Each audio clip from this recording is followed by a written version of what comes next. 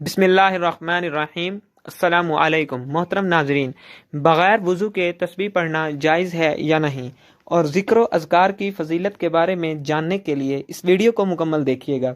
رسول اکرم صلی اللہ علیہ وآلہ وسلم کا ارشاد گرامی ہے، دل دو چیزوں غفلت اور گناہ سے زنگ پکڑتا ہے، اور دو چیزوں سے زنگ دور بھی کیا جا سکتا ہے اور دل کو روشن بھی کیا جا سکتا ہے، استغفار اور ذکر الہی سے۔ حضرت ابو درداء رضی اللہ تعالی عنہ کا قول ہے، ہر چیز کو چمکانے کے لیے کوئی نہ کوئی چیز ہوتی ہے، لیکن دلوں کو ذکر الہی سے ہی چمکایا جا سکتا ہے۔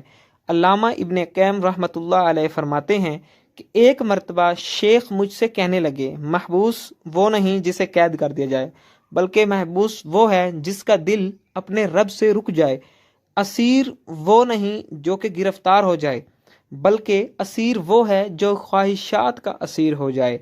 ایک مرتبہ حضور اکرم صلی اللہ علیہ وآلہ وسلم نے مکہ شریف کی طرف سفر کرتے ہوئے ہمدان پہاڑ سے گزرتے ہوئے ارشاد فرمایا، مخدون سبقت لے گئے۔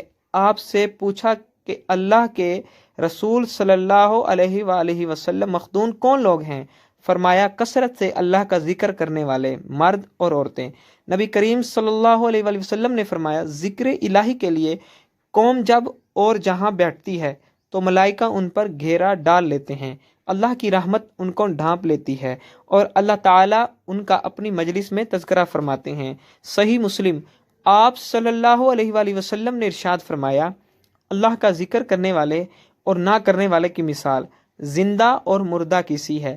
حضرت ابو ہریرہ رضی اللہ تعالی عنہ نے رسول اللہ صلی اللہ علیہ وآلہ وسلم سے روایت کیا ہے کہ آپ صلی اللہ علیہ وآلہ وسلم نے فرمایا، اللہ عز و جل ارشاد فرماتے ہیں، میں اپنے بندے کے ظن کے مطابق اس سے معاملہ کرتا ہوں، جب مجھے یاد کرتا ہے میں علم کے لحاظ سے اس کے پاس ہوتا ہوں، اگر دل میں مجھے یاد کرے تو میں دل میں اسے یاد کرتا ہوں، مجلس میں یاد کرے تو میں اسے اس سے بہتر مجلس میں یاد کرتا ہوں، میری طرف بالشت آتا ہے تو میں ہاتھ آتا ہوں، ہاتھ بھر آئے تو میں دو ہاتھ قریب آتا ہوں، چل کر آئے تو میں دوڑ کر آتا ہوں۔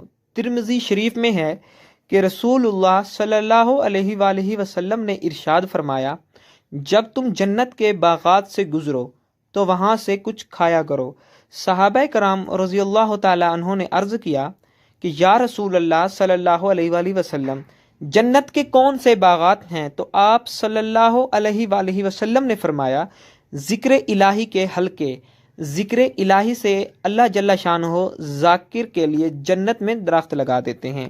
حضرت عبداللہ بن مسعود رضی اللہ تعالی عنہ سے مروی ہے کہ رسول اللہ صلی اللہ علیہ وآلہ وسلم نے فرمایا کہ معراج کی رات ابراہیم علیہ السلام سے میری ملاقات ہوئی تو فرمانے لگے، اے محمد صلی اللہ علیہ وآلہ وسلم، میری طرف سے اپنی امت کو سلام دینا اور کہنا کہ جنت کی زمین بھی نہایت ہی اعلیٰ ہے اور اس کا پانی بھی میٹھا ہے اور نمکین ہے، مگر وہ صاف میدان ہے اور اس کے پودے ہیں، سبحان اللہ، الحمدللہ، لا الہ الا اللہ، اللہ اکبر۔ ذکر الہی سے جو انعامات حاصل ہوتے ہیں وہ دیگر اعمال سے نہیں ہوتے۔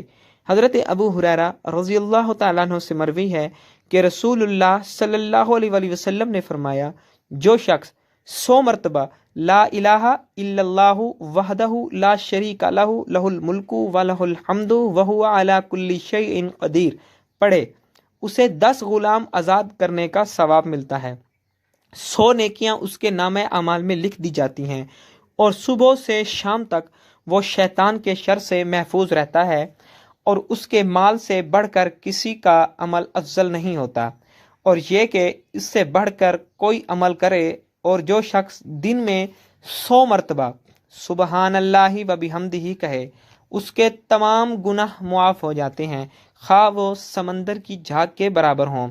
حضرت ابو موسیٰ رضی اللہ تعالی عنہ سے روایت ہے کہ رسول اللہ صلی اللہ علیہ وآلہ وسلم نے ارشاد فرمایا، اللہ تعالیٰ کا ذکر کرنے والے اور نہ کرنے والے کی مثال زندہ اور مردہ کی مثال ہے۔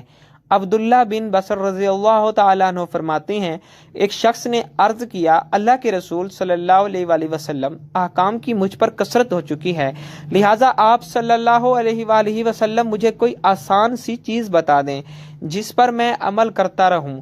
آپ صلی اللہ علیہ وآلہ وسلم نے فرمایا، تیری زبان ہمیشہ اللہ کے ذکر سے تر رہنا چاہیے۔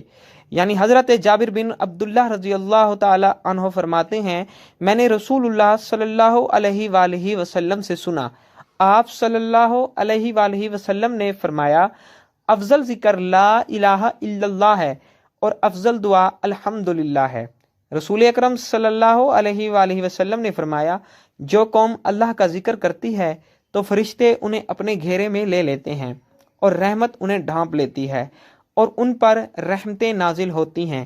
اللہ تعالیٰ بطور فخر ان کا تذکرہ اپنے فرشتوں سے کرتا ہے جو اس کے پاس ہوتے ہیں۔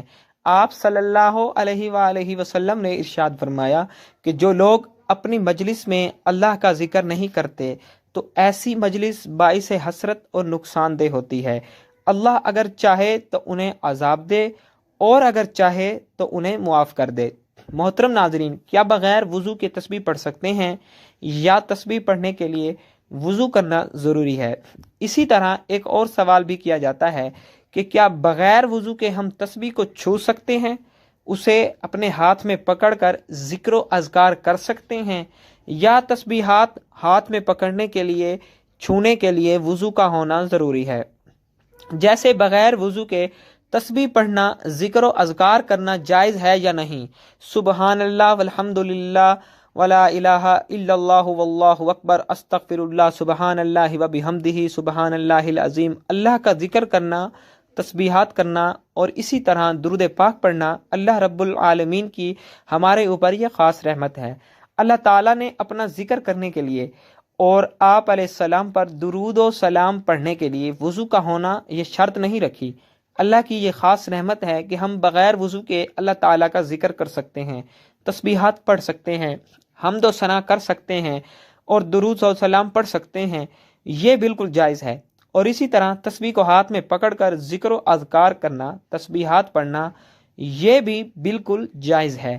تسبیحات بغیر وضو کے پڑھنا، اس کے لیے بھی وضو کا ہونا ضروری نہیں، البتہ ذکر و اذکار یا پھر اسی طرح درود و سلام یہ باوضو ہو کر پڑھنا افضل ہے، بہتر ہے، لیکن شرط نہیں ہے۔